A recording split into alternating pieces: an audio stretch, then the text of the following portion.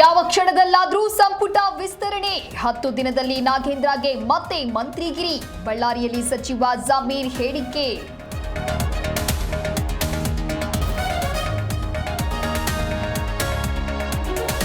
ನಿಗಮ ಮಂಡಳಿ ನೇಮಕದಲ್ಲಿ ಗೊಂದಲ ಅಧ್ಯಕ್ಷರಾಗಿದ್ದವರಿಗೆ ಉಪಾಧ್ಯಕ್ಷ ಸ್ಥಾನ ವಿಎಸ್ ಆರಾಧ್ಯ ಮತ್ತು ನಿಖೇತ್ ರಾಜ್ ನೇಮಕ ಅದಲು ಬದಲು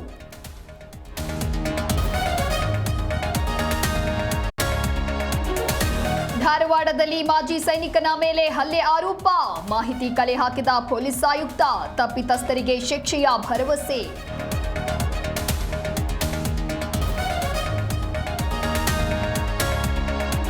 ರಾಜಕೀಯ ತಿರುವು ಪಡೆದ ಕಾಲ್ತುಳಿತ ರಕ್ತ ಸಿಕ್ತ ವಿಜಯ್ ದಳಪತಿ ಪೋಸ್ಟರ್ ವೈರಲ್ ಅತ್ತ ವಿವಿಧ ನಾಯಕರೊಂದಿಗೆ ವಿಜಯ್ ಸಭೆ